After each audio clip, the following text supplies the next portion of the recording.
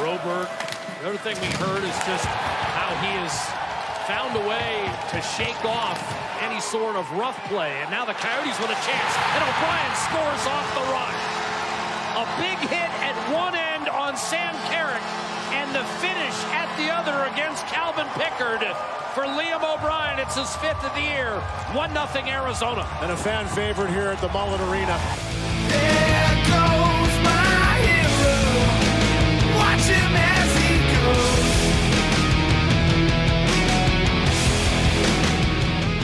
Alrighty, folks, welcome back to another episode, baby, of Live in 5, episode number 53. Again, last week, if you were able to tune in, we did our Live in 5 Player Prize Awards. Again, there were some great awards in there. We had the Chin of the Year. Who was that? Well, that was Liam Spicy Tuna O'Brien, who we have on the show today for episode number 53. But before we get to that, as we always do, we plug our YouTube page. Folks, again, the subscribers are going up by the day. They're climbing in and around 2,500. So keep liking, keep subscribing, and keep sharing all of our videos on YouTube. Again, lately, a lot of people are watching on YouTube. I think last week we had just over 1,000 people tuning in on YouTube. So that is huge, as well as the Paul Ledoux interview. That was in and around 1,000 people as well. So those numbers keep climbing up, but it's all because of you guys. So we appreciate that. Again, tell all your friends, tell your ex-wife, tell your brothers, cousins, aunts, and uncles that go over to YouTube instead of going on Spotify or Apple. Again, we appreciate however you get our podcast, but the biggest thing for us, numbers-wise, is to go on YouTube, go to our YouTube page at Live in 5 2024. So go like that, subscribe. Again, all of our videos, our interviews, our shorts, they're all on there, so you can watch them all at one place, just as well as our Instagram page and our X page. So go check that out. Please like that, subscribe. It really helps us drive this bus and keep this mothership going. Auzzo, we are brought to you always by Mini Movers and Butter Golf. Butter Golf is the official lifestyle and apparel brand of Live in 5. Again, please go over to www.butter.golf. Check that out. Again, have you ordered something lately? Last couple weeks here. Again, I've been on the road a little bit, so if you're a listener and a customer, I will be shipping out all your stuff just after Labor Day. I'm going to the U.S. Open this week, so been in Wisconsin a little bit as well, just checking in with the fam. So again, I appreciate you ordering. I appreciate you putting in all of your orders, especially after that sandbagger. It seems like a lot of people are starting to dial into Butter Golf. So we have, I don't know, a good number of orders sitting in the queue, and I'll get to those as I get back to HQ in Scottsdale, Arizona, baby. Auzzo, your company, Mini Movers, the official moving company of Live in 5. Folks, it is that busy time of year. Students are moving in. People are, transitioning into the school year. And if you need someone or you know someone that needs their shit packed, give the fellas at Mini Movers a call today. It don't cost you anything. Get a free quote. Talk to Auzzo. Talk to our boy, Clint Lewis. Talk to the fellas over there. They have a hell of a staff. They will move your stuff from point A to point B safely, smoothly, and execute it with perfection. Again, your shit won't get fucked up. It'll come in. They'll get it all dialed in for you. It'll be in one piece. So go over to minimovers.com. Go over to them on Instagram at the Mini Movers to contact them. Get a free quote today. And, hey, they are good people. So recommend them, refer them, whatever you need to do. Please go over to minimovers.com. Auzzo, our last sponsorship before we get to the weekend recap over here is our fellas over at Gladiator Therapeutics.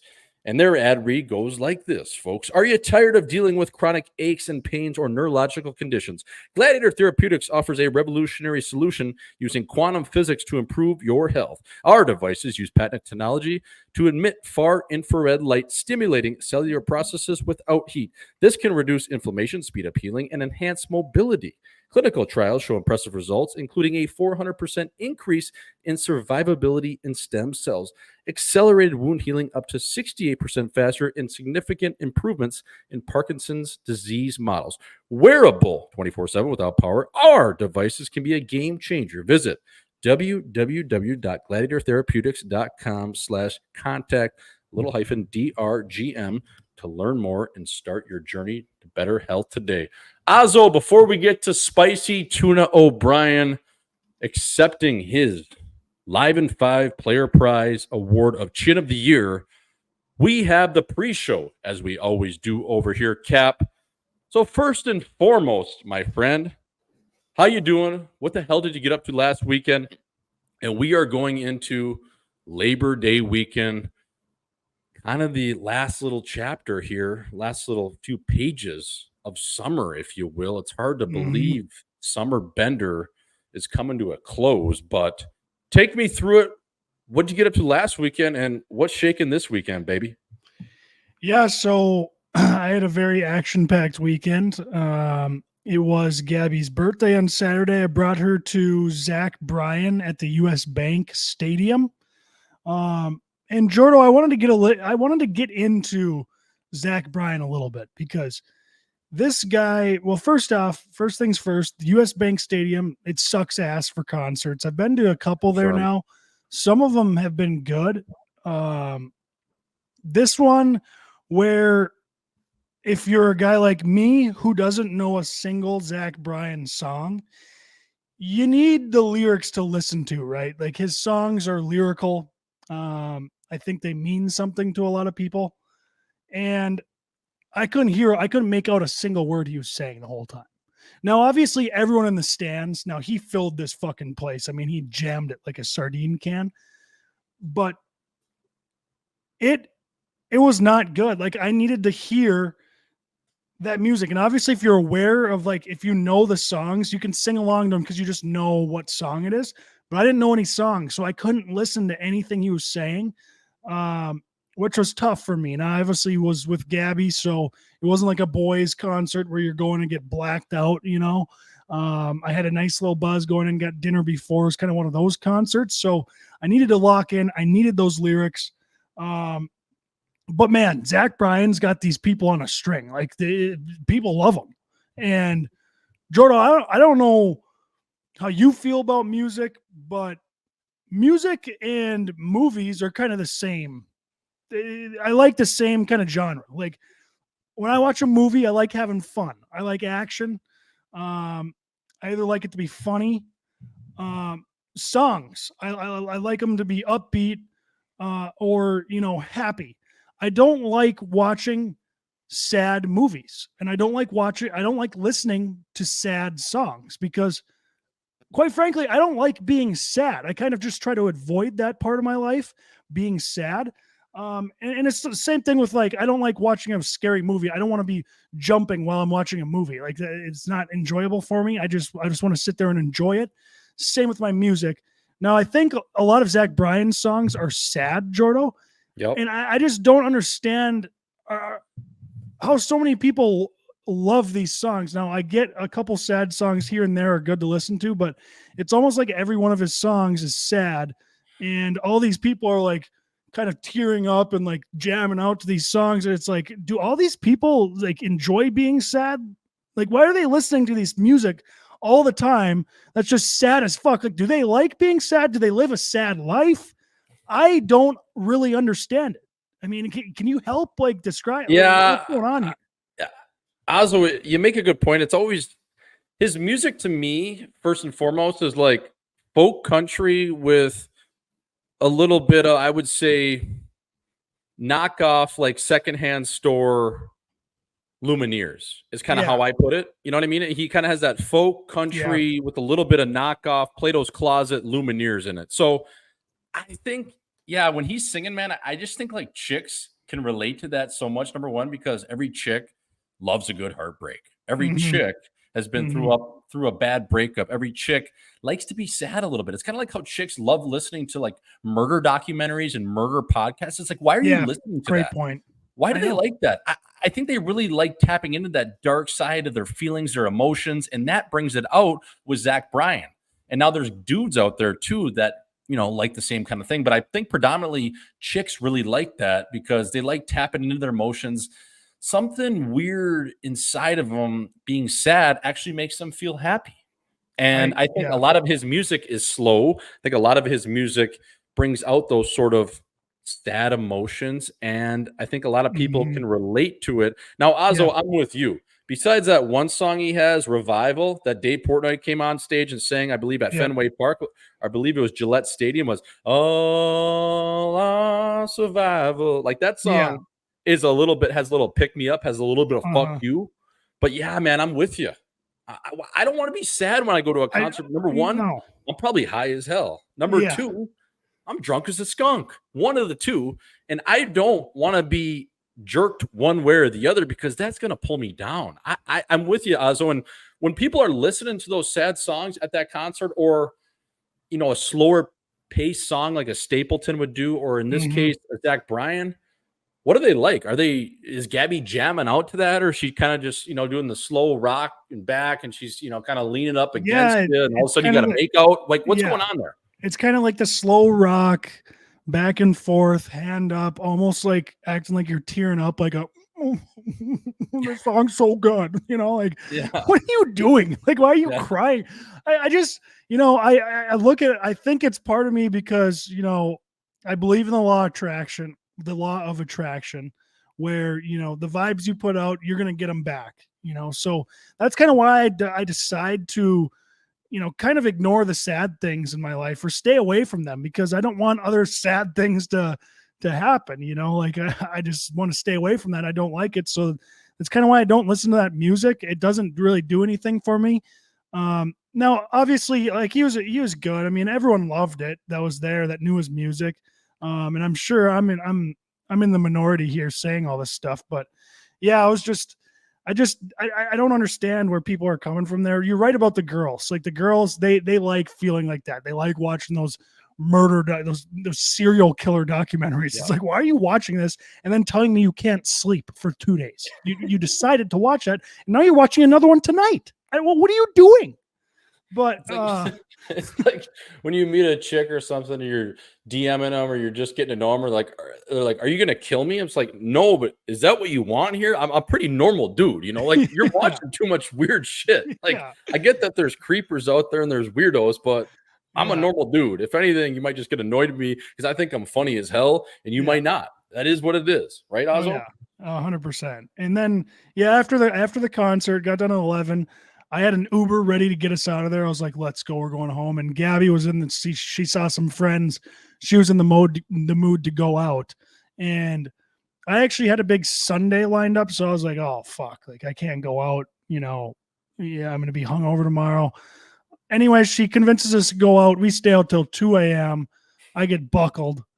Wake up at 10 a.m. on Sunday, just fucking head beaten. Terrible feeling. I got a golf at 1 o'clock. It's 93 degrees out, 90% humidity. So I hacked up the first 4 holes. I golfed with Big Sask out in Minnetrista here in Minnesota. And I hacked them up the first few holes. I sweated all out, finished around pretty decent. And then I actually committed to going to the state fair that night. So no way. Yeah. So I went to the state fair with my buddy, Christian Isaacson, Gopher player. So forgive him for that, but I love the guy. So it's good to see him. He lives in California now. So anytime he comes to town, I do try to see him. But yeah, we went to the state fair and that actually was okay. You know, I got some good food. There wasn't too many lines. There wasn't too many people there because it was so hot and we went late. So it actually wasn't a bad experience. Got home. I actually felt fine on Monday because I think I sweat probably 3 gallons of water out on Sunday. So yeah, I mean, that was my weekend. Jordan, how'd yours go? What was like the number one thing before I get to my weekend? What was like the number one thing you're like, Jesus, I might have a jammer after this, that you put in your barrel at the state fair? Because I myself have put on some clinics over the years. What was like the one stop where you were like, fuck me, like that is not perfect? Yeah, I think I actually tried to stay away from like the real bad ones. Like I'll tell you my lineup. I stopped and got fried green tomatoes. I like those things. It's a little southern thing. They go with some seasoned sour cream with them or whatever. They're really good. And then my next thing was a corn on the cob staple at the state fair. And then we actually went and got this was probably the worst thing I ate. It was like a hot dog. It was a corn dog, but it had the dog was in the middle of a dill pickle, a huge pickle. And then I got pork shoulder with some curly fries. That also probably wasn't great for me. Not perfect, but Not perfect. And then after that, we got deep fried apple pie with ice cream. Obviously not great for you either. And then after that, I got it's a staple of mine at the State Fair. Probably no one else gets it, but I love it for some reason, is lefse. Lefse from Sweden. It's a Swedish stand. They got Swedish meatballs and lefse, and I get the brown sugar and butter on there. Okay. Unbelievable. Oh, fuck. I've never had that at the State Fair. Yeah. It's pretty good. Oh man, it was the best thing I had. So it's the meatballs, and then what is it, like a piece of bread with? It's almost like a flour tortilla, but it's way softer. It's really like kind of chewy, and I don't know. It's unbelievable.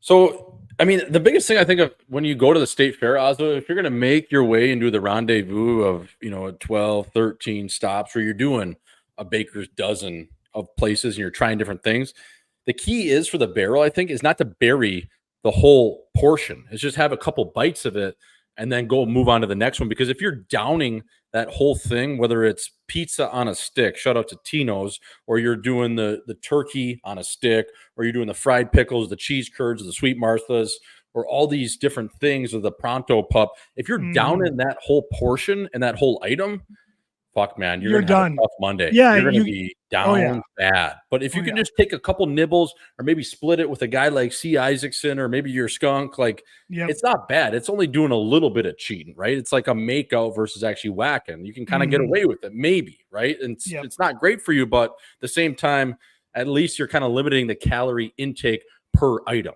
Oh, if you're eating the full thing from everything you get in there, you're walking out 30 pounds heavier, like Cookie Jarvis. Yes. Like, I was splitting them. I was maybe eating a fourth of everything, like I just wanted a taste of something, just to say you did it. And then also we did play some games. And fuck, the basketball game's a staple. You got to basketball game. You got to hit 2 for 2. I only hit 1 for 2. Sucked. I moved on. And then I did the baseball pitch one. Yep. You're throwing at the plates. I went 2 for 3 on that one. Fastballs. Still got the arm on me. And actually won myself a little prize. It's right here. There we go. Okay. We're on the board. Yeah, that basketball game is always the best because that hoop is no bigger. It actually might be smaller than an official sized rock. And you got to go 2 for 2 for the big Clifford, the big red dog, fucking stuffed animal. And I would never leave that stand until I went 2 for 2. I would spend $200. I don't give a shit. I got to get that Instagram picture with me going splash. I love that. Yeah. So no, State Fair, always a hell of a time. Usually, they got some pretty good acts over there too, in terms of concerts and whatnot. But Auzzo over here, well, weekend was good. Parents, uncles, aunts, Jake Schmaltz, grandpa, grandma, they're all in town. Kylie was in town, a.k.a. Kyrie. So Friday night, we went over to Tornado Steakhouse, which we actually went way back in the day when we played the University of Wisconsin, the Badgers. Oh, yeah. Your freshman year, my sophomore year, we sat downstairs in the Coral Room, they call it. But up top is the restaurant, the supper club. So you've been there, actually. Great little spot, old school steakhouse right downtown Madison off the square. So we snapped it over there on Friday, got on the grapes, the old-fashioned, the Wisconsin old-fashioned Auzzo, as we've talked about a little bit before, that they have it at Toby's, one of my favorite spots, but it's the old-fashioned sweet. So it's made with brandy, and they put a little Sprite in there too to make it a little bit sweeter.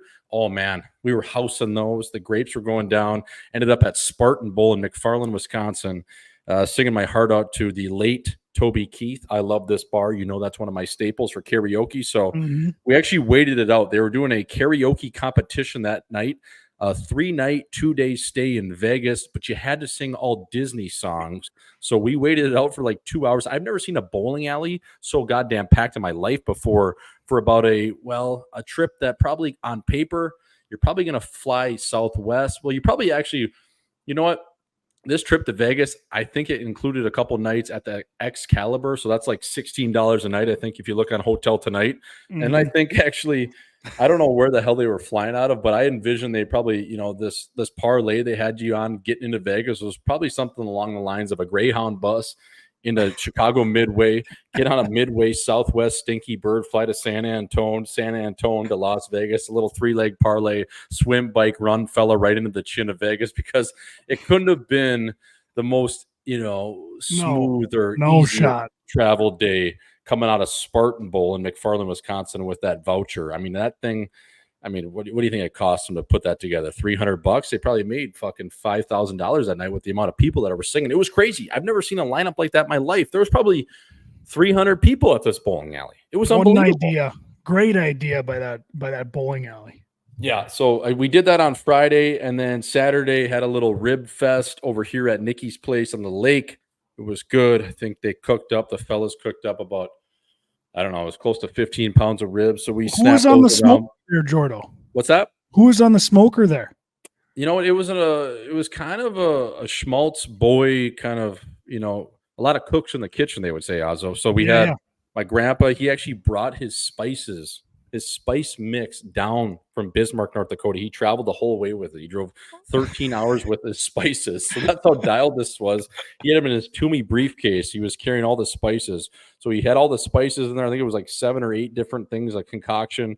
And then Monty, my uncle, Mark, as well as my dad, kind of all man in the kitchen that day. So yeah, it turned out well, man. It was good. Just the one funny story though, that my grandpa told when we were sitting around the table, kind of in and around after dinner, kind of having a few beers, and we had some friends over as well, just in terms of local beauties in and around the mix. But my grandpa was telling a story about his buddy who was a big drinker back in the day in Bismarck, and he was a guy in town, a successful guy, but I forget what he did in terms of a job, but he was stick handling one night, and he had a couple of DUIs on his resume as is. So he was stick handling one night, and I think he was probably around the age of 55, 60 at this point, so 20 odd years ago, and he was driving down the wrong side of the street in Bismarck, and he gets pulled over. The sheriff comes up and he says, "Sir, you're driving the wrong way. Didn't you see the arrows?" And he just looks at me and goes, "Hell, I didn't even see the Indians." So it's just like unbelievable old school North Dakota humor, like drunk as hell. And that's the thing you come up with when the police officer pulls up or the sheriff pulls up and says, "Didn't you see the arrows? You're driving the wrong way." He goes, "Hell, I didn't even see the Indians." The cop had to have died laughing, right? How do you not let him off at that point? I mean, I wouldn't even. I'd be like, you know what, buddy? I'm parking his car there, and I'm driving him home, and then dropping him off. 100%, or just follow me, fella. I'll put the hazards on, and you can just follow me home if you remember where you live at this point, because you're so goddamn drunk. But that is such a good, witty one-liner. So I just wanted to share that with the people. I thought that was all time, but. Auzzo, just another quick thing, not on the weekend, but it was today, man, and people are going to be listening to this on Friday, so I just thought it was funny. We were talking a little bit before the show. How funny is it when you just get out on the golf course and you're just fucking terrible? Like today I was playing with a couple sticks in terms of guys, some national leaguers around here. Pavelski was out there, Jake McCabe of the Toronto Maple Leafs, and my bro, and I didn't have my wrenches because the last 4 or 5 times I brought my wrenches places, I never fucking use them. So I have the most miles logged with my wrenches per round. I think it's like, over 4,000 miles to 0 rounds. So this time I was like, there's no way I'm bringing my wrenches. So we went and played TPC Wisconsin today, which is actually Steve Stricker's course. It's pretty nasty. And he converted that from the old Cherokee, which is on the north side of Madison, to TPC. And they're actually going to have a champions event next year, going to move it from University Ridge over to TPC. But anyways, a hard ass course, a lot of marsh, a lot of Adam dead marsh, if you will. If you miss the fairway, you're fucked. So they gave me these set of rental clubs, and you never know how that's going to go. It was like a Mizuno set that you'd probably buy in the kids section at Dick's Sporting Goods, and I could not figure out this driver to save the life of me. I was hitting it, I would say at one point, I think I hit one on hole 13 or 14. And I've never done this in my life. Like, I've hit a lot of bad shots. I'm a guy that carries 2 big sticks in my bag as is. But I hit one, like, I don't even know how it happened. I was on the tee box, and I hit it directly right, which was the 15th hole that came back the same way, over the green. And I was, like, almost in a greenside bunker on the other hole, and it was straight right. Like, literally, like, if the carts were any further pulled up, I might have killed somebody if they were in it. Like, it was insane. But we were just talking like how miserable it is before, like when you're just terrible on the course and worst. you expect to be just this unbelievable player as a 13 or 14 handicap. And again, why am I expecting that? But it was just so funny. Like, I think I lost probably 20 nuggets out there. It was insane. Like, legit 20. Like, and then the best part about that is you're probably buying a new big sack of balls before too. Like, you got 12 brand new pro ones. Lose them before you end the round. It's like, why the fuck am I playing these balls? I should be playing range balls out here. It was so funny too, because after the round, whatever, I legit probably shot. I don't even know. I didn't even finish most of the holes on the last 6 or 7. I was just picking up because it was going to be a double or a triple. But it was so funny when you get in those games too, and you're just no help. You feel like a complete loser. And then I turned in the clubs afterwards, and I go and talk to the pro because, you know, obviously you're out there with Humble Joe. He's kind of a big deal, so they assume you're a big deal, even though I'm a pigeon. So I go in there, I turn the clubs in. I'm like, you know, give them the Mizunos. He's like, how were they? I'm like, they're awesome. Can you send me the link to the whole set? I'm actually thinking about buying these right now. They're fucking unbelievable. Like, dude, my putter, I was calling it the Mitsubishi Eclipse or the Ellipse. Remember that old school fucking, like, it was like a Fast and Furious car, the Asian sensation. The Mitsubishi Eclipse. And it came with a big spoiler on the top of it. So this putter was that shade of blue, because all those cars, I swear to God, those Eclipse or the Ellipse came in only that royal blue, like that Blue Jay blue. And that was the color of the putter. You're never going to be a good putter if you're using a royal blue flat stick. That's what I was saying. I was like, I don't think anyone that's ever used a royal blue flat stick has ever been accused of being a good putter. Like, it's just science at that point. It was, in the shaft on that thing was like a women's shaft. It was like, oh my God. And the driver shaft, I think legit was a youth shaft. Like, Auzzo, you know, like when it felt like I was hitting like a 30 to 50 flex stick when you're normally using 100 or 85, because every time I would come through the ball, it would just like legit fan out right. And as you know, you've played with me before, I'm a tugger. Like, if I'm missing any time, it's usually because my wrists roll over and I snap it too quick.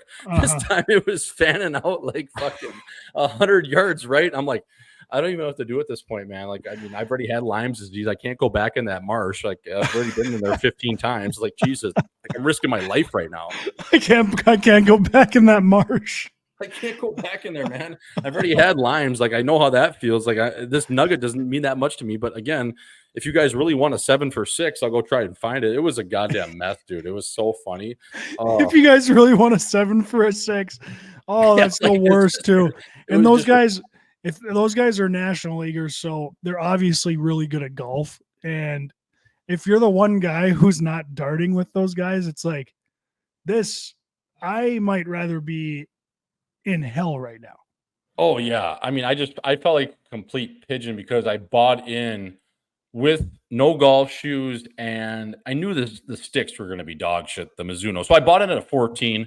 I usually play it between a 10 and a 12, just depending on where I'm playing and what I think. I don't ever enter my scores anymore because I don't care that much. But so I said 14 to 15. So we settled with 15 just because all in.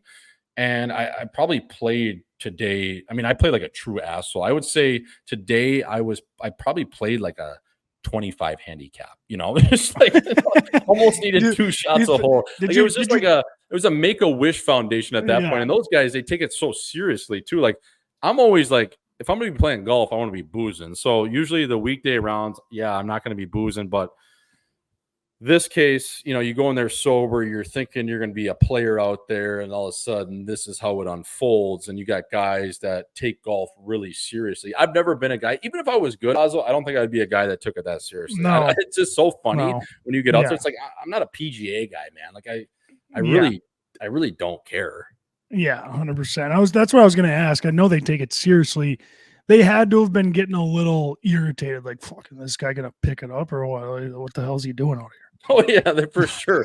I mean, like, especially on the whole. You know, they're thinking in their head, like, God damn it, this guy sucks. Yeah, like, I'm definitely as America's best guest, I'm definitely not getting the invite back next time, and I'm perfectly okay with that because I'm not inviting them either. So it's all good, Yeah.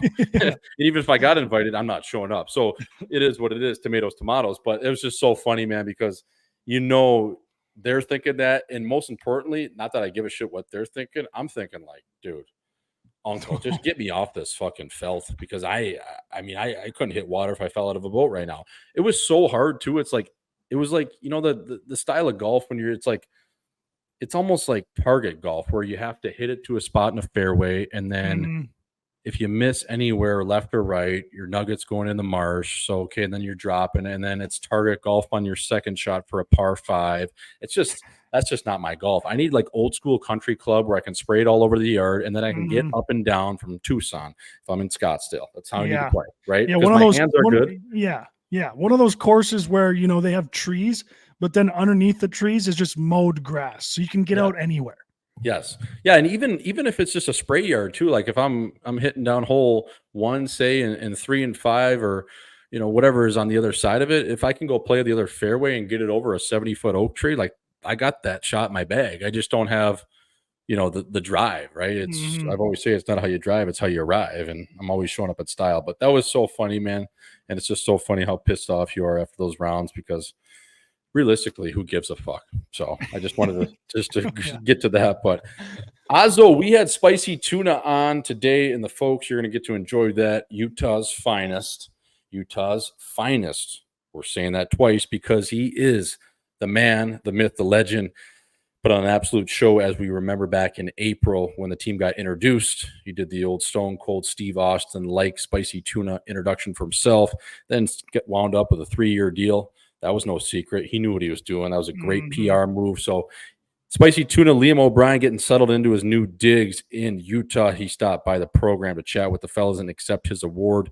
But one thing Tuna's getting into over the last year, when we touched on a little bit when we were talking to him, Auzzo, was being that DJ, that locker room DJ, but also getting on the sticks on that mixing board. And Tuna's been kind of dicing it up in terms of, Mhm. on a free time, getting on the sticks, learning how to DJ a little bit. He said he kind of wanted to get into it after he was done playing. And that just kind of got me thinking and got us thinking, it's how important is a DJ and a locker room DJ, not only before practice, before morning skates, after morning skates, setting the mood for a nap maybe, and then coming back to the rink, and then before the game, pregame, and then postgame after a win. Like you almost need a couple different DJs, or you need one guy that has every genre in his Yeah. bag because you know how long of a way that can go in the room because it's a long year and you need that DJ snapping at crispy Auzzo. Yeah, I don't want to sound ridiculous, Jordo, but the DJ, I mean, I think he can either win or lose some games. Oh yeah. Like if he's playing some bad music or just not the right music for the right time. I remember, like if you've got a good DJ in there, they're playing the right music at the right time. In the morning skate, it's a little more chill or whatever. You play some normal stuff, and then, towards the end, before the game, before you're stepping out there, you need the right stuff on. And if you don't have the right stuff on, or you have the wrong guy and it's not your vibe, I mean, it could piss you off before the game or before practice or whatever. So, yeah, I mean, it's a huge part, especially, anywhere. I mean, it's parties, in the locker room, of course, like in the weight room, it can affect your workout. And I know we touched on it a little bit, Jordo, when we were talking to Tuna, but you're so right when you're saying like you feel like the fucking man when you put on a song and everyone around that's listening is vibing with it. You're like, fucking right. I put that song on. I know this isn't me singing the song, but I played it, so it's my song.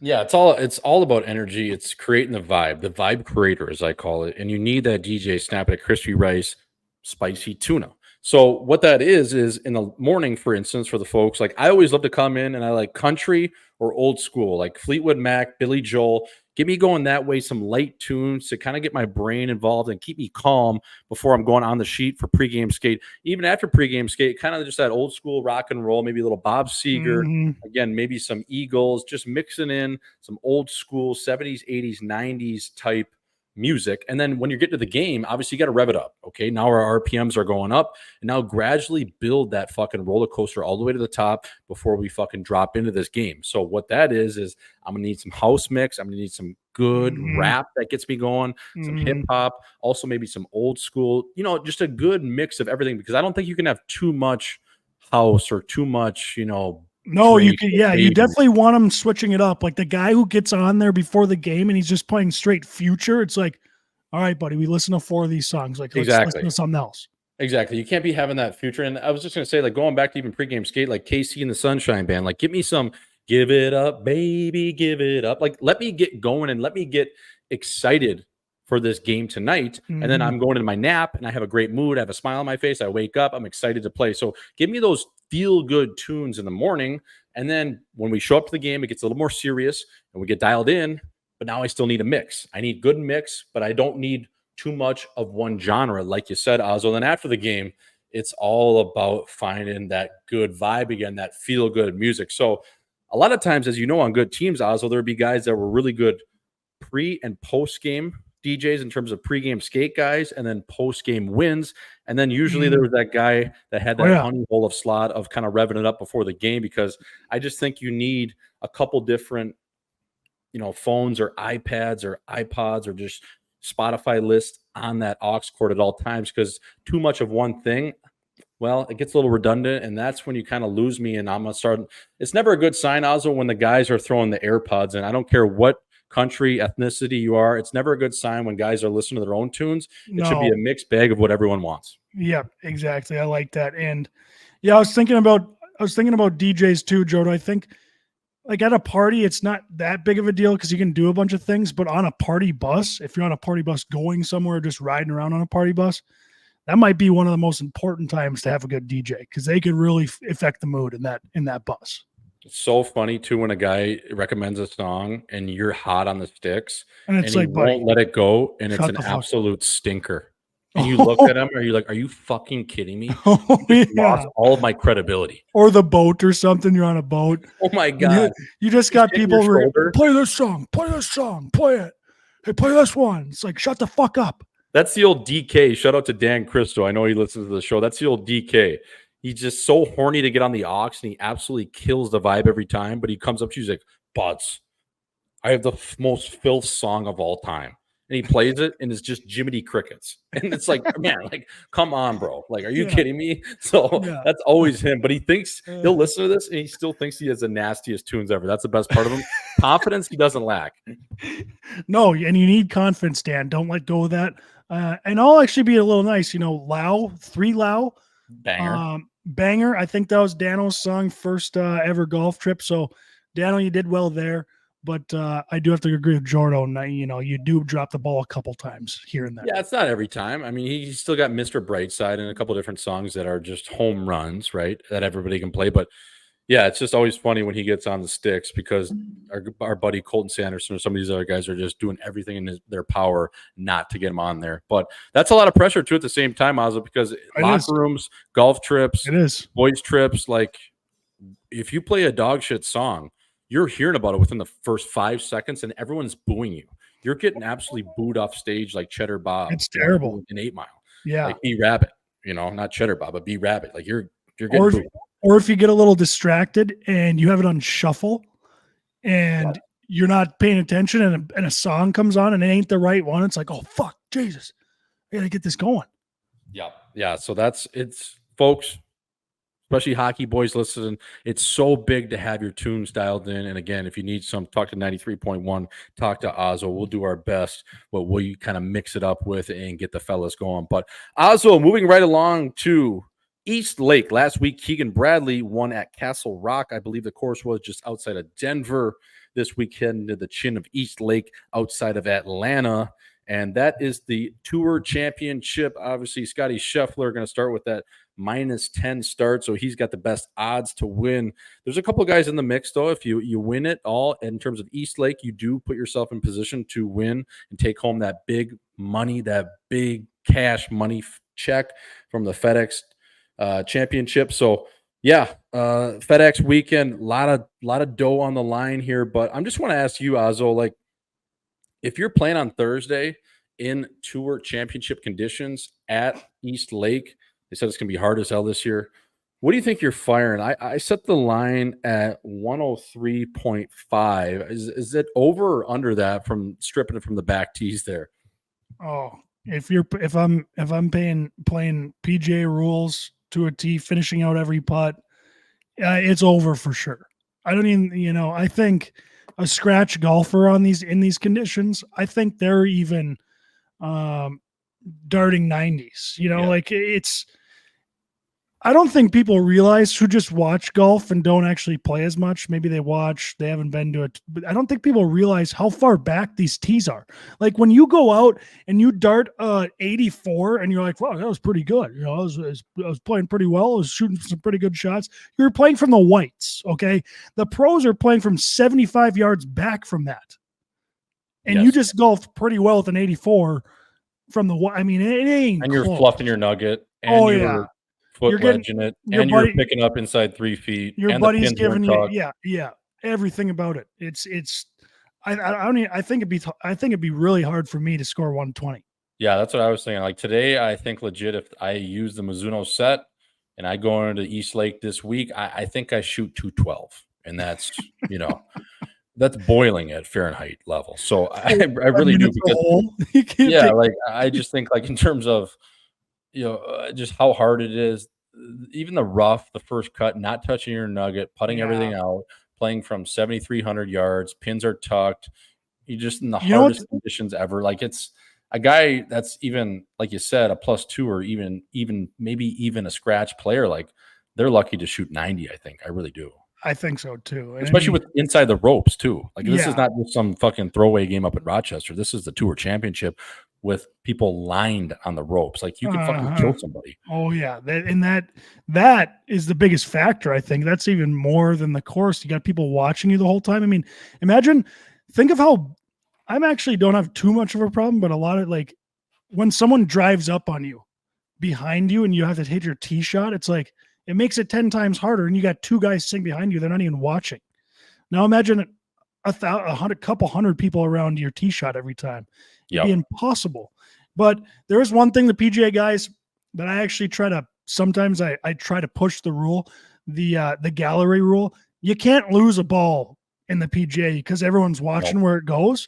That's a huge advantage there because how many nuggets do you lose where you're like, I put it right down the middle, maybe in the right side rough. I can't find it. So now I got to drop, and now my round's ruined because I didn't lose my ball. I just can't find it. It must have fell in a hole somewhere. So if I was playing on the tour, the gallery would have found it and pointed it out to me right away. Yeah, you make a good point there, and especially at courses that have a little fescue, they have a little water, this and that. Yeah, man, 100% because it's so much easier, and you have the cameras on you too. You got the CBS truck, you got Colt Knost, you have Jim Nantz. And they can find that nugget pretty good on that tracer. And that probably is the only thing that would help guys like us. Because, again, I would be worried about, especially playing on a course that has a lot of different hazards. Like, do I have enough nuggets? Like, am I bringing 40 nuggets and making my caddy carry, 20 pounds worth of balls in the bag? Because who knows what's going to happen out here. That'd be so funny to see what you would actually shoot inside the ropes. I mean, I think, honestly, for me, on a good day at East Lake, during these conditions, my absolute best day, I think it's probably right around 115. That's my best, because like it's different. It's different out there. Like, I don't know. For sure. But yeah, so that's this weekend. Auzzo, another thing this weekend, and it has been going on since early this week, is the U.S. Open. I'm actually going to the Chin of the hard courts in Queens this weekend. I'm going to go watch Joker on Friday. A couple other guys slash around. I think Alcaraz and I believe Sinner are going off the box at Ash on Saturday. So going to at least see Joker, maybe a couple other guys, TFO on Friday. Again, if they advance and win today, they're going every other day. So fired up for that. Another gal I'm going to see too, hopefully she wins tonight, is Emma Sneaky 7 Navarro. I want to see her play. So that'll be nasty. But Auzzo, this is the best tournament of the year in terms of just buzz in and around New York City. I think in terms of majors and tennis, you look at Wimbledon, probably the classiest, kind of like the Masters comparable. You have the French, similar to the European Open or the Open, they call it over there. Mhm. The Australian Open would be the PGA Championship comparable, where it's Yep. obviously the clear 4, Yep. but three-headed horseman in terms of the U.S. Open and the U.S. Open in golf. I think those two kind of align. But I think this one, for whatever reason, being in New York City every year, especially at prime time when they play late into the night at about midnight, it gets rowdy. And these New Yorkers get into it. There's a good spectacle of people. So I'm fired up to house as many honey deuces as I can on Friday. I'm setting the over-under for myself at 6 and a hook. I'm looking to hit the over on that. So I'm fired up, man. I think it's been since, I don't know when the last time I was there. I think I was 13. Who are you going with, Jordo? I'm just going with my folks. I'm actually going Nice. I'm maybe like a only child this weekend. So Love that. it's gonna be pretty fun to hang out with the fam in terms of the folks. But yeah, Friday for sure we're gonna go. But I think we're just gonna do all day there and just chop it up. I love watching those smaller courts too when you get the mixed doubles. For the doubles. sure. You know, you can sneak in, and if you get that all-day pass of the tickets at Ash, you can just go to. Is that how it works? Is that how it works? You can just walk in wherever. Yeah, exactly. So if you buy tickets to Center Wood at Ash, you can watch at any court. So you can go over to the smaller venues, and those are honestly some of the cooler matchups where you can find a 12 seed or a 15 seed or a 20 seed duking it out in a third or fourth round matchup, right? Because I think on Friday it'll be the round of 16. So it'll be the third round or fourth round. Maybe you have to win 6 total to win the whole thing. So yeah, it'll be the third round. So that'll be cool. I mean, I love those mixed doubles matches too. And just like, I don't know, it's cool. It's like sick. When there's a chick and a dude on a team and they're competing versus, the same kind of deal. That's always fun. And yeah, I'm fired up for that. I'm going to be going off the box tomorrow to the U.S. Open. So I'm fired up, man. Tennis. We were talking about golf so much, Auzzo, and I know I've mentioned on here before, but like, I don't know. I got the tennis buzz right now still. And it's tennis is all the time. I know it's like it's got this aura or this stamp on it that's kind of a rich kid sport, but it's really not. I mean, it's not too expensive. Go buy yourself some tennis rackets, some balls, and you just need some shoes, and there's tennis courts everywhere. But you know what's impressive to me, Jordo, is these tennis players. You see them, and they play in this ATP tour, and they almost all the big names play in every tournament, almost every week. Yep. And you said it yourself. I mean, I think usually in the normal tournaments they just have to win 2 sets, and the majors or the slams are you gotta win 3. Yep. And you gotta win 6 of these things. Now, some of these matches can go 4 to 5 hours. Oh yeah. And you're running the entire time. I think there's like a tracker. I mean, they run like a marathon almost every match if it goes that long. And you got to do it again and do it again and do it again. Their stamina and conditioning is something that just doesn't really register in my brain. Like, how are they able to do that? It's crazy. And they just came out with a stat, and there's actually like a little decal on the courts right now, especially at Ash. When you're watching on TV, it's the world's healthiest sport. I think it adds like 7 to 9 years on your lifespan, Auzzo, playing tennis. And that's the most by far in any other sport.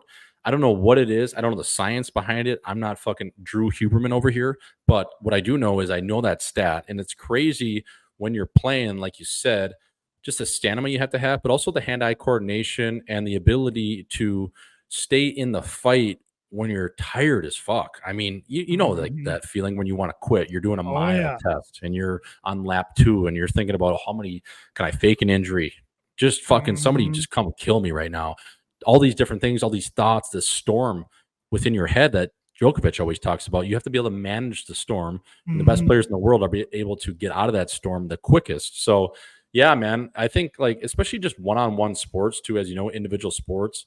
Golf obviously is individual and it's more you versus you. Yes, you're playing the field, but I just think like tennis, when you're just chin against chin for that long, it's like boxing. It's like UFC.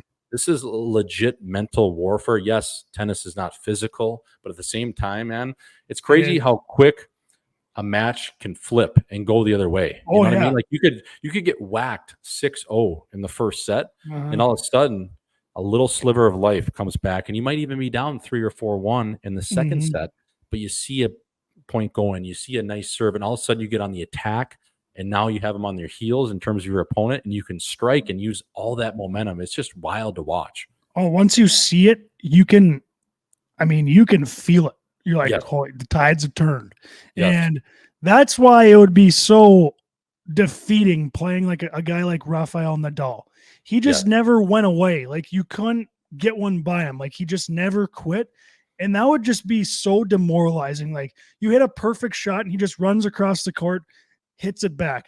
You hit another perfect shot and you're like almost celebrating the point, and he runs across the court and hits it back. And you're like, what do I got to do to get this guy to quit? He ain't quitting. It would be so demoralizing. It's a one-on-one just battle.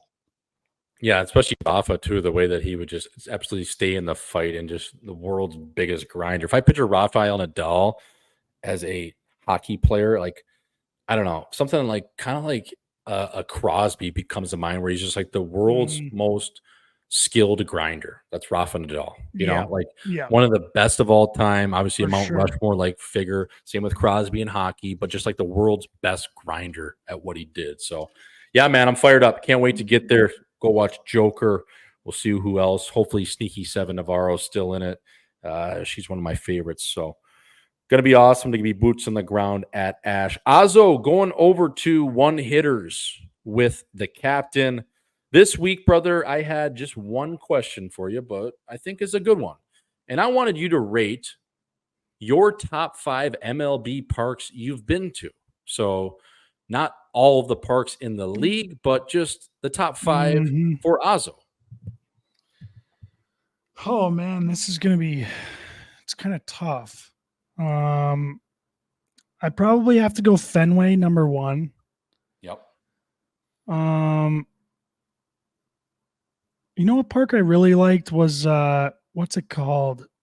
The Rockies, Denver Rockies, the Colorado Rockies, Coors Field. I like that park for some reason. And the balls flies out there. The balls soar there. Yeah, it's a fun park to be at. You got the mountains in the background. I'm honestly going to put the Target Field in there. I love that. I love that field. I've obviously been there the most. And then the rest, I don't even know the name but San Francisco. What's the name of that? That is what is San Francisco? I just had that. Sick ballpark. Unbelievable. Yeah, that's a great park. That is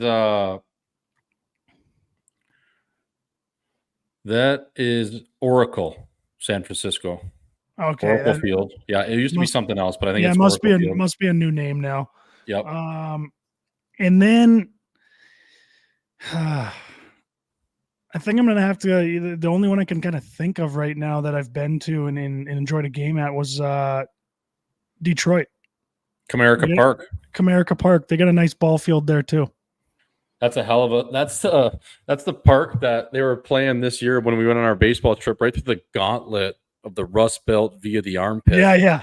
That was our last stop, was Comerica Park, and I love that park. And one of the reasons why I love it is just got so much soul. It does. In between innings, they were playing BBL Drizzy, and probably not a lot of the older folk will know what that song is. But BBL Drizzy is basically a song making fun of Drake, the rapper, calling him out, saying that he has a BBL, which is a Brazilian butt lift. And they were playing that on the loudspeakers for like 2 minutes straight as the pitcher warmed up. And this dude from the Dirty just stood up. He goes, "Hell yeah, baby. BBL Drizzy do have a BBL. He a bitch." And everyone around like selling. It was so sick. I'm like, no way. This is all time. And you're like, Dan, you're in Detroit, which is just gritty. You know, it's got some grit. I like the tiger statues outside the park. Jim it's Leland, got a good feel. Like, our boy Jimmy Leland. Like, and a lot of good players came through Detroit too. They had really good teams. Yeah, they did. They had Verlander at one point when I was there. Miggy Cabrera. They had Miggy. They had our boy Fernando Rodney with the hat tilt. They had Curtis Granderson played in Detroit. They had a lot of good players, man. What would be you've been Kenny to more Rogers, the gambler. Yeah, you've been to more parks than I have. What would your top 5 be? So the only parks that I haven't hit yet are Kansas City, Miami, Atlanta, and Tampa Bay. And I think my top 5 probably would be Wrigley. I mean, it's just tough to beat. Like, that's my favorite stadium ever. It's so sick. And I'm a Cubbies guy too. Chicago, love it. So Wrigley's number one concert venue or game. I mean, it's the world's biggest bar. It's just unbelievable. Everything around it is so good. It's like a mini Nashville on a street when you're coming into the chin of Clark. So that would be my number one. I would say number two for me probably would be Busch Stadium in St. Louis. I love that stadium. Got the arch in the background. Yep. People just love Cardinal baseball. It's a very clean, just feels like baseball in there. I think like when I think baseball, I think of St. Louis, Missouri for whatever reason, because those people generally know every guy's batting average. They know every player. They know every bench player. They know every relief pitcher. They know closers in the minors. They know starters, prospects. Like it is so dialed in there with their prospects and just even their players on their team and their ownership. Like, it's got that like field of dreams. Busch Stadium. You go outside and you get a Busch Light. Like how nails is that? Like it's so sick. So I would say that is probably number two. Three for me would be Petco Park. I love that in San Diego. It's a great park, right downtown San Diego. Got a great vibe. And then I would say probably Pittsburgh would be number four. Yeah, that's got a with the yellow bridge in the background. Yeah, especially when McCutcheon was slinging it for them. Like that was nasty. I love that. And then I would probably say Camden Yards is up there for me in Baltimore. I love that. You're pulling into the hood and you just pull up to this old brick steel looking building, this old Milltown looking building, industrial park, and Camden Yards is right there. That Baltimore Orioles, that logo too, that old school one is so sick. I just love that. So I would say those are probably my top five. I mean, obviously Fenway is unbelievable, but I'm just thinking kind of off the grid. Yeah, there's so many that. Yeah. So I haven't been to the New York Yankees Stadium. I've heard that's pretty nice. Yeah, I haven't been. Actually, you know what? That's another one I haven't been to. So there's like 4 or 5. I've been to the old one, not the new one. Dodger Stadium. I've heard that's. Yeah, I liked it. Hard cool to get around though. It's just tight as hell. Like it's cool when you pull up to it. I like it, but I'm not really like a Dodger guy or a Dodger diehard. So, but it was cool. I thought it was nice. All right, Auzzo, we're gonna move right along here to the People's Insider Term of the Week. This week is stapled. So what stapled means, folks, is some guy gets absolutely run to the boards. Like a Matt Rempe coming around as an F1 Ford checker, and he sees a guy like Trevor Van Riemsdyk going back for a puck, and he staples his chin right into the end wall, and you're like, ooh. You don't want to say rocked. You want to say killed. You're just like, oh, God damn it, did fucking TVR just get stapled? Like a homework packet. Like, oh, staples. That was easy. So that is one way to use it. Now, in a female version, it kind of always, I don't know why it always goes back to this, but it does. So you're maybe sitting across from a gal and you're sitting with the fellas or whatever it is, or she approaches you, or you just hear like, oh my God, look at that chick's set of nukes. Those things are absolutely stapled on. So that is another way to use it in terms of those things up top aren't going anywhere. Those are bought and paid for. Those things, they don't have much movement. You can tell that they were put on while they were stapled on. So those are two ways to use this week's People's Insider Term of the Week and stapled. So folks, write that one down, put it in your pipe and smoke it. That is what I got for you this week. Auzzo, in terms of things coming up next week, I think we're going to try to get a former NFL player on. I don't want to speak too soon, but hopefully a good time, big time guest coming on in terms of, just for NFL kickoff next week. Again, Spicy Tuna joining the program with the fellas. Coming in hot here. Great chat with Tuna. He's a beauty, eh? Like that guy, you just want him in your room. He's an all-timer. That guy, there's something on you can't really say too many bad things about most of the tough guys in hockey. You meet him and you're like, this guy is such a legend. And I honestly put Spicy Tuna up there against the best of them, the best guys I've met, because just talking with him and just hearing how genuine he is, how much he actually cares. I feel like sometimes those fighters, they kind of get looked at like, oh, they don't care about hockey. They just care about fighting. They're tough guys, whatever, this, that. This guy, he's an all-time guy. He's a great player. He's tough as nails. He's as good as they come. Yeah, it was awesome, just catching up with Tuna, seeing what he's been up to. I mean, we got into a lot of different things. I just respect those guys that grind through the minors, 5 or 6 years fighting, working on their craft, not only with their chin, but their game too, because at the end of the day, you still have to be a good enough hockey player to play in the National Hockey League. You can't just get there with your fisticuffs. And that's what Tuna's really done. So it's great chat with him. Auzzo, with you, it's always tape to tape, brother. I will see you. I think we're going to be chatting again on Friday too. We're going to be doing a little bit of an interview for the people that'll drop in the next couple of weeks. So as always, low and slow, we're looking good in that butter golf gear. Folks, that was episode number 53, right across your fucking chin. Again, thanks for joining us. As always, Liam, Spicy Tuna O'Brien up next. Have a good week and weekend, fellas and lady fellas. Woo! Alrighty, folks.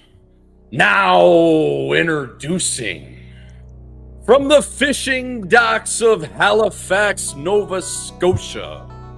This big Irish lad came up through the Iron League town of Hershey, Pennsylvania, funneling chocolate syrup in his Bud Light smoothies, awaiting the day he might hear his name called to the National Hockey League. Big Tuna went from an ordinary fish to a sexy hand roll you might find at Nobu. Good beard, great chin, and a fella that confirmed throws both ways. Please welcome this year's 2024 Live in 5 Player Prize Award winner and recipient of the Chin of the Year, Liam Spicy Tuna O'Brien. Fella, it's been a long time coming. Thank you for joining the boys over here at Live in 5. First off, it's great to see your chin, my friend. Yeah, buddy. Thank you. I appreciate it, boys. All the support and everything through last season, especially. So, no, you guys are. It's been our honor. Yeah. And obviously, Tuna, before we get going, we were talking a little bit before chopping it up with you. You're now in Utah, and we'll get into that. But just right off the hoop, right off the cock here, we got to get into it just first and foremost. I'm going to take my hat off, take my shades off.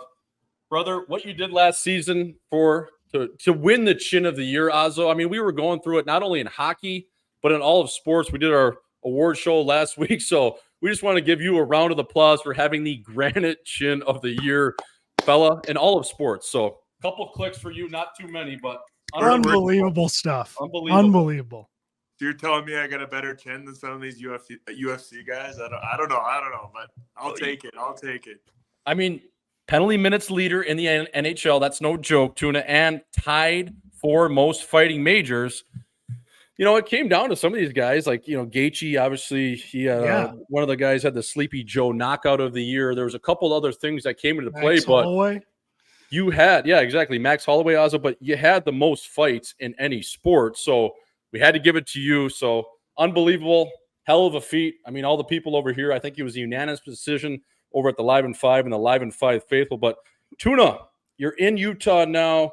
You were in Halifax for a little bit, as well as AZ. You're getting off the bird the other day, and someone immediately just comes up to you and greets you with a spicy tuna roll. First off, were you expecting that? And secondly, did you try that? Because you never know where that sushi's coming from. I mean, that could have been sitting out, in a microwave. Who knows? Did you dive into that out of respect, or take me through that, baby?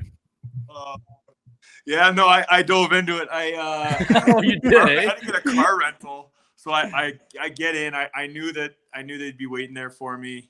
I got the heads up on that one, and then I realized I got a car rental, but the car rental spot wasn't in the airport. It was outside of the airport. So I had to wait for almost like 45 minutes to an hour for a bus to pick me up and drive me to my car rental spots. Yeah, I dove into it. You have to. Blue collar guy. You just try it out of respect, right? Get into that hand roll, that spicy tuna roll. How was it out of 10? Like, is it just kind of was it a grocery store one? Obviously not Nobu quality we're talking tuna, but not bad, right? I give it a 5. I'm from the East Coast. We got good sushi. I'll give it a 5 out of 10. Yeah. More so just the gesture than anything. Yeah. Yeah, it's expensive too, right? You know how expensive it is at the grocery store. So she paid a fine penny for that. So I gotta crush it. Yeah. Oh, yeah. 100%. And Tuna, just getting into Utah, obviously you're jacked up for the season. You know, you got the whole city and the state, it seems like, behind you guys, and you, obviously, and just what you did there in the introductory kind of deal at the rink after the season concluded last year. But just take me through, you know, the first few days in Utah. Take us through the first few days. You guys are skating there. It seems like, you know, even talking to Nick over here, that a lot of the guys are getting in there early. Guys are getting settled in. You're starting to skate. And it's cool to see that you're kind of just getting acclimated with the new digs and kind of just learning the lay of the land a little bit, no? It's nice to put the gear on too, and just the new colors. And I think I wanted to get here early, obviously moving in first of all, but second of all, just get the whole city kind of figured out, know where I'm going every day, figure out the drive and how long that takes. You know, I just don't want to be on my heels once the season starts. And yeah, I mean, it's been great. It's been beautiful. Like, people here are awesome. Like, everybody's been super nice to me, accommodating. My neighbors have all come to say hello. And I'm just super excited to get things rolling, man. That's a professional right there. Thinking about the drive time to the rink, doesn't want to be late. You know, how many guys aren't thinking about that? Not, you got to think the National Leaguers are thinking about that, eh? But Tuna, you had an unbelievable play when you got to town and they sold out the rink and you came out and grabbed the mic. And I mean, how'd you think of that? Like, did you have your agent be like, hey, you got to do this? Cause it was an unbelievable business decision. I mean, you got to think, you know, the owner's seeing this and he's like, God damn it, I'm tacking on an extra $500K on this guy's deal next time because this is a hell of a play. And now all the fans, they got to love you. Yeah. So, well, honestly, Nicky Schmaltz was the one that got us going, right? I had no idea that we were going to be standing up with the mic introducing ourselves. And Nicky, like, got up and then introduced himself, like, standing up on the mic, like, did a great job. And then as the mic started, like, kind of working its way down to me, I could tell the boys were kind of, like, spicy, like, you gotta get them going, like. And so I do a lot of like lineups in the locker room, like starting lineups. Yep. And I go a little nuts in those. I don't think any of those have ever gone online, but I go pretty nuts on those. So I think the boys had some They knew what you were bringing. And I had no choice. So I just decided to kind of put it all out there and see how the fans reacted. And it turned out great. And the place was absolutely buzzing. So super cool moment in my career too, to just be able to have the opportunity to get on stage like that and do something like, you know, it's almost like WWE, like, right? Like, just that feel. Yeah. I just had chills and it was amazing. So hopefully we can lift a mug here and I can get up on stage with a few beers in my system and do something like that again. Oh, I was going to say, because next time you got to go full Stone Cold Steve Austin. You got to have those Coors Light ready to go, shaken up, and go full Tuna on that. But Tuna, I mean, especially just what Ozzy was saying, as a pending UFA at the time, and they were obviously, I think, always going to bring you back, but you never know how those negotiations are going to go, how long they're going to take. Are you going to get to free agency? You'd like to get something done because you have dug out a role there and found a home. And I always told you, hey, if you need an agent, the People's Insider can step in over here. I can get Tuna 7 figures. So it's unbelievable that you were able to get 3 years because you fucking deserve it, man. But just on a more serious note with you, was there ever any doubts when you were grinding through the jungle, fighting, playing as hard as you do that, shit, I don't know if I'm going to make it? Or was it always just that driven mindset that, you know what, when I get my foot in that door, I'm going to beat this fucking thing down and I'm here to stay? Because that's what it seems like on the outside, too. And it just seems like, and just knowing how hard you train, putting your chin out there and playing as hard as you do, and you're so determined off the ice as well. Just kind of take me through that of, 5-6 years grinding through the jungle. Yeah, I mean, I had 6 years in the jungle, right? And so what happened was I was with Hershey, I was with Washington's organization. They liked me a lot. So they kept me around for that long for that reason. I was kind of a guy they could call up, rely on. They knew I would fight, and I knew my role and everything like that. So they liked having me in Hershey. Obviously, I loved being in Hershey too. It was such a great town. But yeah, like obviously you want to play in the NHL. You don't want to play in the American League. That's just the reality. So what happened was the summer, it was a COVID year, right? So I was having my best season in the American League. And season ends. Unfortunately, we had a really good team in Hershey too. And summer comes around. I'm training in the summertime. And it's the first year where I was a UFA. So I would have been able to kind of pick where I wanted to go finally. Because I'd been trying to get traded, and they wouldn't move me. So I ruptured my Achilles in the summertime. But like a month before free agency opens up. So nobody touches me, right? Like I don't have a deal, nothing. And I'm rehabbing. I'm like, holy shit. Like I got to figure this out because I don't have a job. Like I went from having the best year of my career to like now I don't know where the F I'm going to play. Right. So then I rehab, get back in about 6 months. Colorado offers me a one-way American League deal. They say if I look like myself, they'll sign me to an NHL deal. So anyways, I go to the Jungle in Colorado, play there 12 games for Cronin. He gave me tons of opportunity, and can't thank him enough. Like he gave me the ice time, right? So was able to get back into shape, everything like that. And they signed me to an NHL deal, brought me up, and I was like, fuck it. Like I gotta like chuck. I gotta like throw the body around, put some points up, and ended up having a good 12-game stint with the Avs. And then after that, Andre, who's my coach in junior, called me a free agency that following year and told me that there might be an opportunity in Arizona to come in and try to make the team.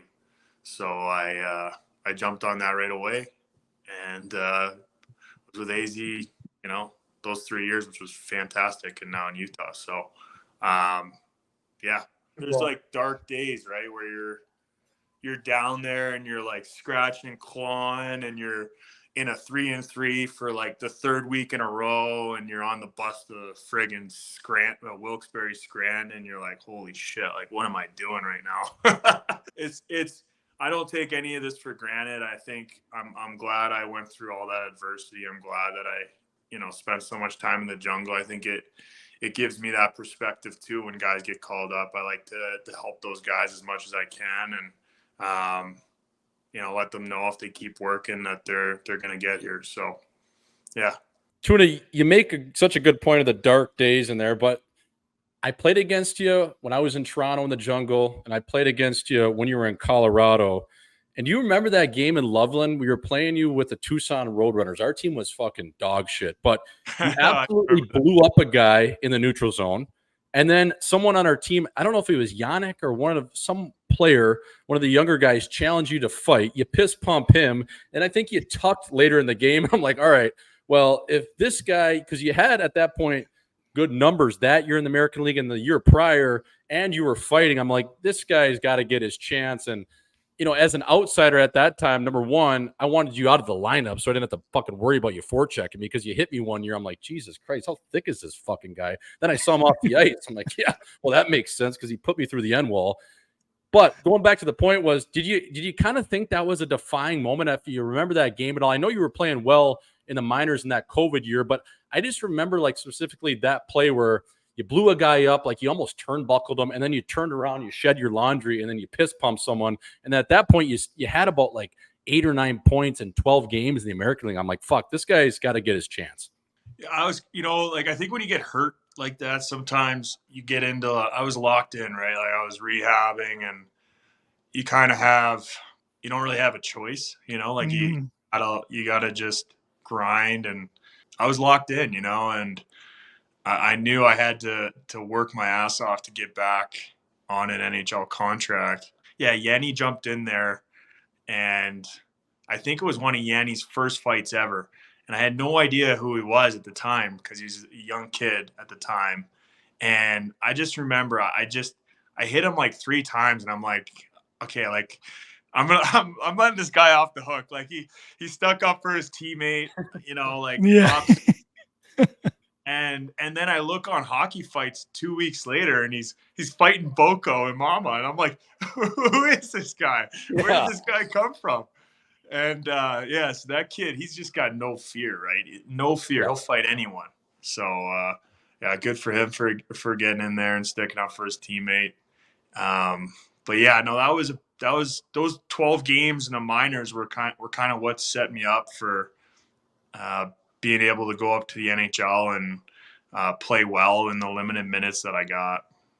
Yeah, you hit him with so many rights. He was begging for the left. And at that time, he was like a skill guy coming from junior. And I remember everyone was like, dude, why are you fighting all these guys, these heavyweights in the American League? Like, your nose is going to be touching your right ear pretty soon here. Like, fella, like, you know what I mean? Like, it's a long career. It's a long life. You want to be able to breathe one day, fella. So that was, he's getting better. Like, he fought last year. He got called up. We were in Calgary. He fought Dryden Hunt. And he won that one. Like, he fed the guy. He fed him really good, actually. And like I like that kid's. I love it. I love his game because like he plays hard. He's got skill. So yeah, I'm anxious to see how he does. He just signed in Ottawa. I think they're going to give him a sniff for sure.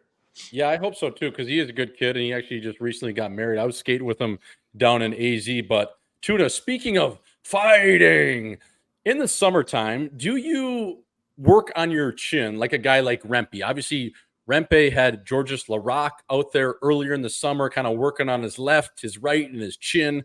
I know I've seen game film of you working with a UFC trainer or a boxing coach on the ice. Is that something you like to implement every season, or have you added that to your game in terms of really upping it? Because you have to fight heavyweights at the end of the day, what you do, and you stick up for your teammates so well. So is that something you do in the off season as well, as you get the heavy bag out there and you just start pumping the old lawnmower going, or what do you got going that way? Yeah. So I've been working the last 3 summers with a guy. His name is Randy Steinke. He's a UFC striking coach.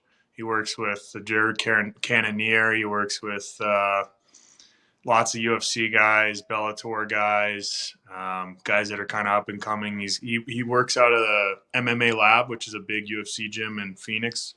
There's like that one, and then there's one up off Shea too. So there's these like 2 competing gyms. So they're one of the top ones in all of Arizona. And fortunately, I got his contact info through Donor, and yeah, I worked with him 3 summers. He's the best. We were able to get out on the ice that one time. It was just the one time. Yep. And let him kind of get a feel for the situations that I'm in. And then, when we're in the gym working, we're able to kind of work on things that might happen out there on the ice. So you try to simulate it as much as you can. And then, I do stuff at home too. I've got like a dummy. I got a pair of shoulder pads on it with a jersey, and I do some stuff like that at home. And yeah, like you got to prepare yourself. I mean, for sure. Sometimes there's guys that you're going to fight and they're like 6'5", 6'6", and if you don't go in there with a plan, I mean, it's not going to go too well for you. I can be a valuable player. I know that I can play the game and chip in offensively and be a good player defensively too for the team. So I just want to make sure that, if one of the guys gets blown up, I'm ready to go, and I try to be ready for every single night as much as possible. Yeah, that's one thing to think about too. Like you mentioned, you want to be a good offensive and defensive player and not be just looked at as a fighter, because you are a good hockey player and have skill. How much are you, are you working on stick handling and your shot and all this stuff? Like, you just almost have one extra thing to work on outside of the other players. Like, they don't really work on fighting. You got that added, but I'm sure, you're still working on your shot, your skating, your shooting, your stick handling. Like, that's probably most of your work. Yeah. Shooting pucks in his basement. Big skill in fighting, and people don't really talk about it too much, is thinking about it and being able to go into a game and not be too fired up about, oh, I might have to fight, you know, Yeah. and a big part of like being in this role is being able to handle it mentally. Some guys can, some guys can't, right?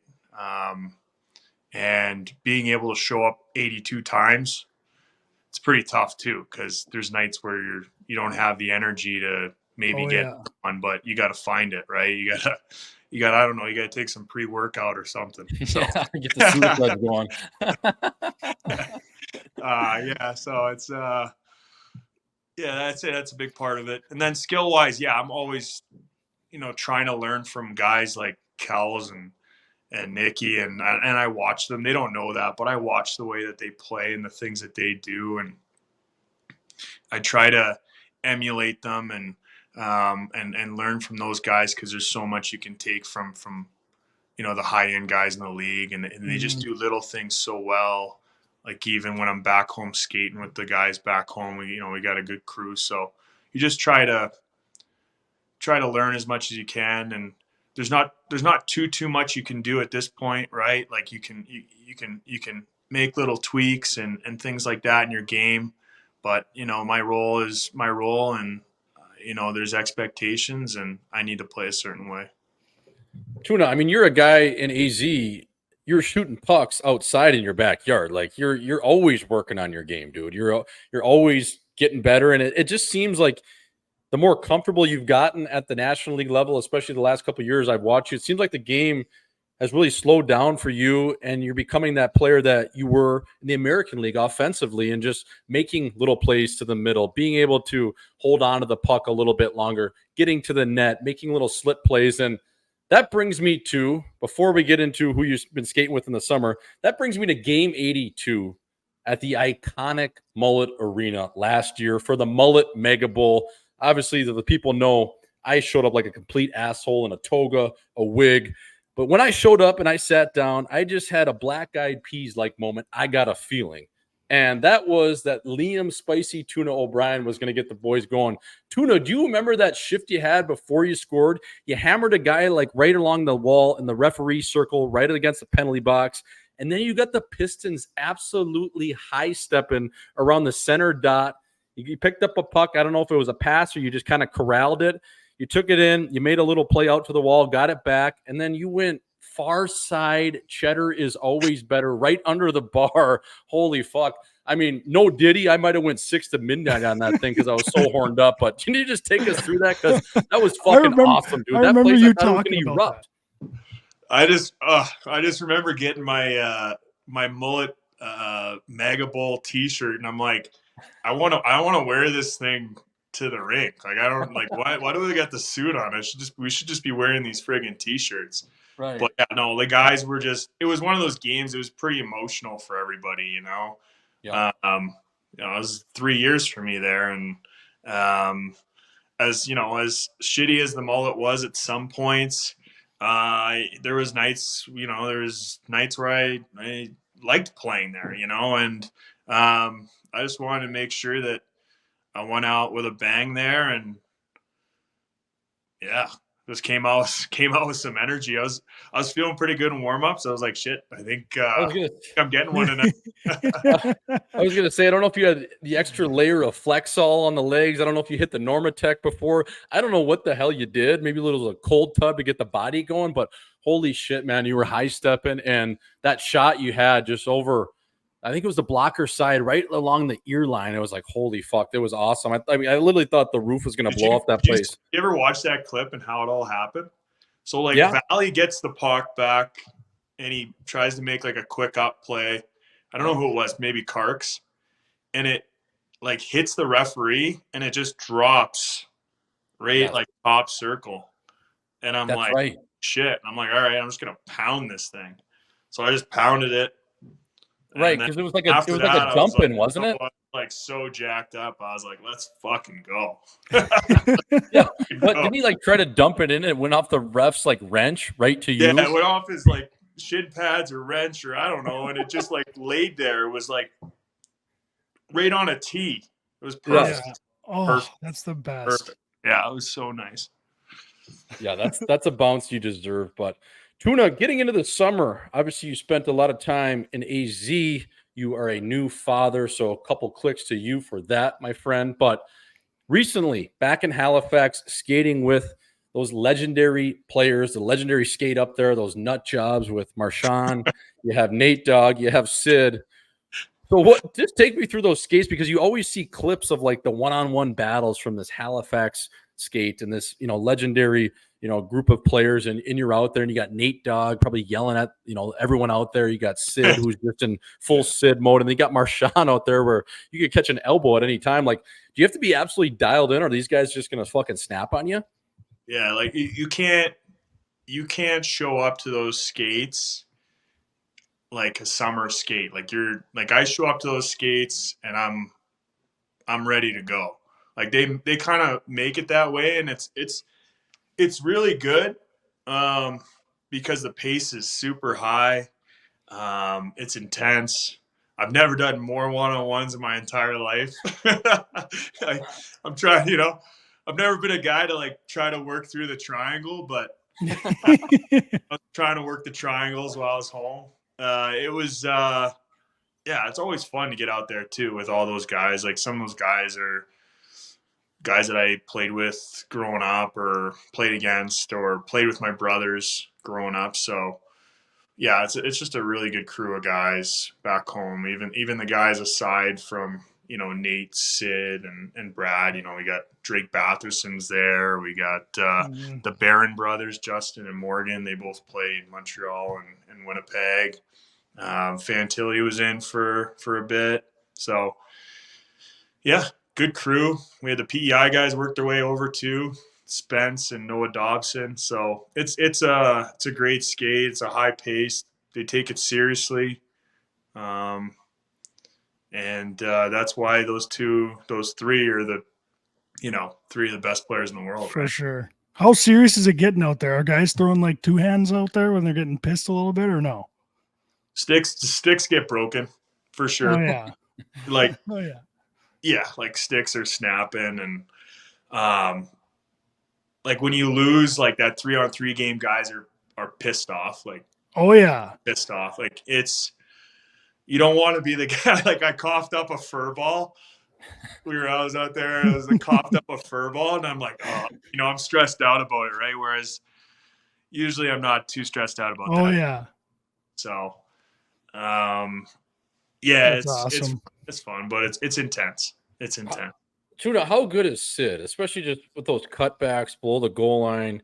You see it, the average fan sees it, you've played against it, but I think when you experience it, especially in a practice or a summer skate like that, it's to a whole nother level. Like that guy, there should be the NHL, and then there should be a league higher than that. And that guy is, a top three player in that league still at 37 years old. Yeah, he's kind of like Tom Brady. Like he doesn't age, right? Like he's just, I think he's 38 now. Is he 38? Yeah, he's an 87, so he's 37. Like he's the one pushing the pace, right? Like you think at 38 years old, you're probably, especially if you're him, even, you're probably at that, like you're probably at the pace of whatever the skate's at out there. No, like he's the one pushing the pace. Like you're trying to keep up with this guy, his edge work and his crossover speed, and it's unbelievable for him to be where he is at 38 years old. It's incredible. So I think, he takes really good care of himself. He's the best pro that I've ever been around. And I hope he's able to keep playing for a long time, because, he's still over a point a game every year. Like, he's still nasty. Oh, One of the best centers in the league. Hey, I wanted to ask you, there was a clip or something came out with Nate-Dogg in terms of him not taking pregame skate anymore. And I wanted to know if this is actually true or if it's a burger. Is he actually hitting the pool and doing like flips and somersaults in the water before games, or is that just completely bullshit and versus actually going on the ice and, like a normal pregame skate? Is he really getting in the pool? I don't know. I took off before Biz put that out there online. Yeah. I know when I was in Colorado with him, he was still doing morning skate. So I think if he is doing that, it's probably recent. But it wouldn't surprise me. He's he's like one of the biggest competitors I've ever been around. And he's looking for any edge that he can get. He wants to be the best in the world. So that wouldn't surprise me if he was doing something like that, or he figured something out that we don't know about yet. Like, I saw that too. And I was asking our head of trainer, our head, what's his, Devin is our Devin, the sports scientist, head of sports science. There it is. I was asking him if he knew anything about, like, if that's a thing or if that works. Because if it does, there's going to be a lot of guys. Better get a pool in here. Doing somersaults at the Ritz Carlton. Like, I was going to say, you're going to have guys outside of a rink and a pond just doing flips if they don't have a pool. Everybody bringing their friggin' bathing suits on the road, and you'll have our straight guys in the pool just spinning guys around. I was going to say, the boys are going to be heading to the wet deck, and all of a sudden you're going to pull up to a game in Fort Lauderdale, and you're like, fuck, we're staying at the pool because I got to do flips, and I also want to look at a set of nukes. So, I'm going to stay over here, boys. You go playing the Golden Knights. Yeah, exactly. You're playing we'll be at Tao Day Party in Vegas doing somersault. Yeah, Tao. No, we were just doing a pregame warm-up. You're heading to Encore for the chicken strip basket and strawberry daiquiri, and you're just doing flips for the first couple hours. You're checking it out. 10K minimum just to do flips. Oh, that would be all time. But yeah, I'm curious, Tuna, if that's true. Yeah, what did your sports scientist say about that? Did he know anything about it? Didn't know anything about it. So yeah, I don't know. I know Nate works with Andy O'Brien. He's worked with Andy a long time. Sid, a lot of those guys that come in, they work with Andy. So it wouldn't surprise me. They're always doing different stuff. So if he figured something out, I mean, maybe I'll try it. Yeah, exactly. It can't hurt. I would. Try it. Tuna, let's get back to him. You had what, like 150 points last year? Like, yeah. Yeah, I'd be doing anything he's doing. If I can get to 20, that'd be great, 100%. Yeah. You might be renegotiating. Hey, fella, I'm going to buy myself out of this deal if I'm starting to do flips and all of a sudden I pop off for 20. Hey, boys, the price is going up. But, yeah, that guy, I mean, even when he's done his interviews, it just seems like he's just on another level. I mean, all the greats are, but, he's after a game talking about zone 2 work on a bike. And, most guys are thinking, like, where are we going, for beers or going to get something to eat? Like, he's just so much more dialed in. He's yelling at guys if they're having ice cream. It's like, ooh, that's those guys are just built different, Tuna. It's dude, don't be worried about my ice cream. Back in the day, I'd be having, at least 3 or 4 before I walk out of here. I might have to have someone drive me home. But Tuna, I want to get back to you, and I want to get back to something you do on the side a little bit in terms of playing around on the sticks, a little bit of house music, a little bit of your DJ skills. So 2-part question. Are you still working it, especially having a kid now, being a father of a daughter? Are you still working it on that mixing board? And number 2, what is your stage name? Is it Spicy Tuna now? I've never so my sister kind of got into it back home. So she'll DJ at bars and stuff back home. And I was like, shit, I want to try this too. So I bought myself the equipment and realized right away, like, hey, like I need to take some lessons. So I reached out to a company in Arizona. I was trying to get some lessons this summer, but they never got back to me. So and then we're moving, and then I had a little girl, so I'm like, shit, okay. I got really busy, but I figured it out a little bit. Like I can definitely like spin tunes on it and stuff like that, and I'll go in the backyard, when it's nice out, and I'll spin tunes and like jump in the pool and then spin tunes again, and I just like it. It's kind of one of those things. It helps me get away from hockey.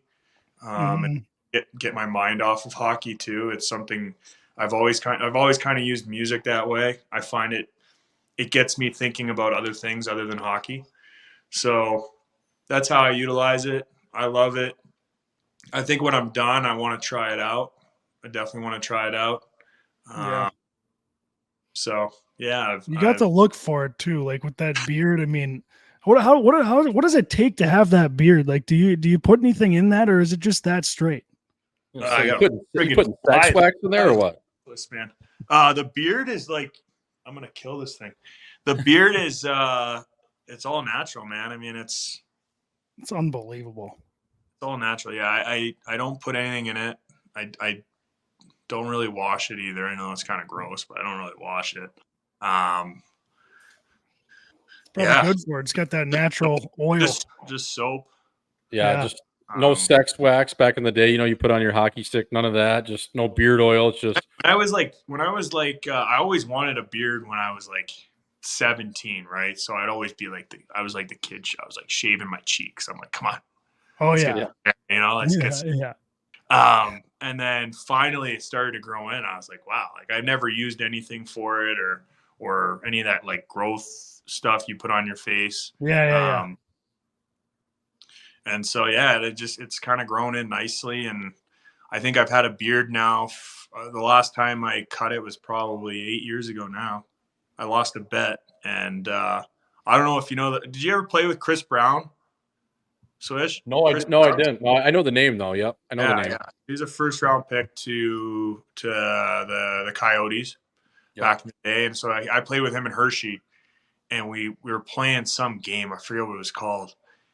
Anyways, and the bet was it was like chances. What are the chances? I think. What are the chances? Like the odds game, Mm-hmm. yeah. Odds. Yeah. What are the odds? And it was like 1 in 1,000, and I lost. And it was I'd have to shave my beard. So I shaved my beard. Yeah, shaved my beard. Went into the rink. Boys were making fun of me because you take 10 years off if I take this. Yeah. Take this beard off my face, I look 10 years younger. Like I look like me and Logan Cooley be going to frat parties together. And yeah, like I went in the rink and then at that time it was like a veteran team. The average age was like 29 and these guys are just giving it to me, right? Like just giving it to me. So I was like, I'm never fucking shaving again.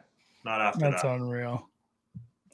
Tuna, you do have that look though to be a DJ one day. I mean, you could be your own security too. You get it up in the man bun, or you let the lion's mane flow.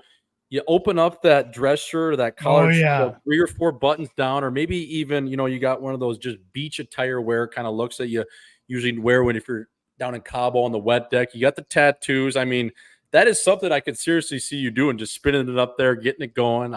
You should stay with that, bro, because I think that suits you well. No, I'm gonna stick with it. I already told my wife, I want to play as long as possible for sure. But I told her when I'm done, I'm gonna give it a shot. Like I'm gonna kind of go all in on it and see what I can do with it. And I don't care if I'm playing at some stupid bar or whatever. I just want to try it out. And even if they're paying me nothing, I'm still gonna go and do it and just see if I like it or not. Because I've always loved music. I think it's kind of like a family thing, like all my siblings and stuff. Like that's our big thing is we're always sending each other different songs, and it's not just like beats or things like that. It's stuff from the 80s and 70s and stuff like that. So we're big music people, and yeah, it's something I definitely want to try out when I'm done. 100%. Whether you're spinning off the coast of Mykonos, getting a sorority party going, or you're in Vegas, it's all about setting that vibe. Or Ibiza or something like that. That would be nice. There's nothing better than music, and then especially being the DJ, even is just playing it on the aux. When you hear the people get going, and you pick the song, you think you're the fucking man. Like there's nothing better when you're setting the vibe and creating it. Yeah. No, it is. It's the coolest thing. Like when you even in the room. Like sometimes like Kells is usually on the aux and then I'll jump on there for a couple songs and it's awesome. Like when I throw on something I found on SoundCloud and the boys are kind of like they'd never heard it before and they're kind of like, holy shit, like this is nice, and I like that. I like that kind of stuff. Yeah, that is nice. Auzzo, you got anything else for Spicy Tuna before we let him go? I have one last scenario for you. And just pick one or the other now. I'll mention a few players, but it's not actually these players. in this scenario. It's just a player like them. So same play, guy like Curtis McDermott, he buries Nicky Schmaltz. While a guy like Brad Marchand runs your goalie. Which guy are you dropping him with?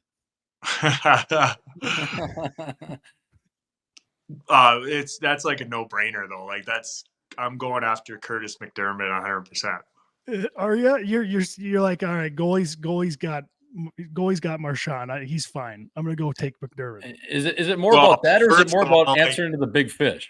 I mean, McDermott's. You got to think McDermott's 6'6", like he's probably 250. You know, Yeah. Nicky's what's Nicky right now? Is Nicky 200 right now? He looks kind of good. Like, he's he's 6 looking feet good in those 6'1", workout and videos. 6 feet 6'1", and with a soaked poncho on that rained all day, and he's got a Columbia vest under that. He might be 185. We'll give him. Yeah. Soaking He's wet. looking good though. He's looking good. Yeah, though. yes. Oh yeah, he's been trading his ass off. Yeah. I would say like I think Veggie or Ingy would be all right. Like I think they'd hang in there with Marchy. They'd be fine. Marchy's strong as shit though. Like he's he's built like I like that choice. Pick the bigger guy. But I'm going after. Because I was thinking if I'm on the ice, I'm picking Marchand. Like I'm like Curtis McDermott. Nope, no chance. Marchand, you fucker, you hit the goalie, you're done, buddy. Yeah. I mean, but I also know Marchy too, so that kind of good. Like when he went after Kells when we played against him this year, and I had to kind of turn a different switch on for that because I think when you know someone and you're from the same place as them, and then you're like I've done a lot of charity stuff with Marchy. Like he gets a bad rap obviously because of the way he is on the ice, and but off the ice as a guy, like he's a great guy, so he's one of the best Twitter follows. I lost it though. Like when he went after Kells, I fucking lost it. Like that's my job, and I don't care if you're my best friend or not. Like I want to win too. So but I think I'd have to go after McDermott. I like that. I like it. Tuna, you obviously have a lot of respect on your team, in your locker room. The boys love you. Obviously, Nicky, all these guys, Kells, they love you, man. And I think just the recognition and just the general awareness of what Spicy Tuna is about, not only on the ice, but off the ice, is really resonated with the league. And it's just cool to see that you continue to make your mark and doing what you do, because you are a great dude. And we just want to thank you, man, for coming on and chopping it up with us. Obviously, you're a new dad, new 3-year deal, rocket check wife. I mean, life's good with Tuna right now. And I just want you to keep going and doing your thing. And, as avid fans over here at Live on 5, man, we just thank you for popping on, taking the time, obviously accepting your award. And we'll have to do it again, run it back mid-season. But good luck in camp, fella. Have fun. And as you always do, lead by example, because that's why they have you there. You're a glue guy, man. Thanks, boys. I'm going to try to put the chin out there a little bit this year again. And keep it tough, though. Keep it tough. Keep it tough. Keep it tough. Keep it. Yeah. Yeah, I like that. Yeah. But no, awesome, man. No, we appreciate you coming on, Spicy. I'll be there for the home opener, so we'll get fitted for some suits before that with our boy Nate Beliveau. Shout out to him, and hopefully you boys get it done in that inaugural match. It's the Hawks, right? First game of the year. We got the Hawks. Yeah. It'll be a barn burner for sure. Oh yeah, it will be 100%. So no, dude, thanks again for coming on. It was awesome seeing your chin, and we'll have to have you back on midway through the season just to check in, because you are a friend of the show, and now, well, a dear friend of the show. So thanks again, dude. Thanks, boys. Appreciate it. Yeah.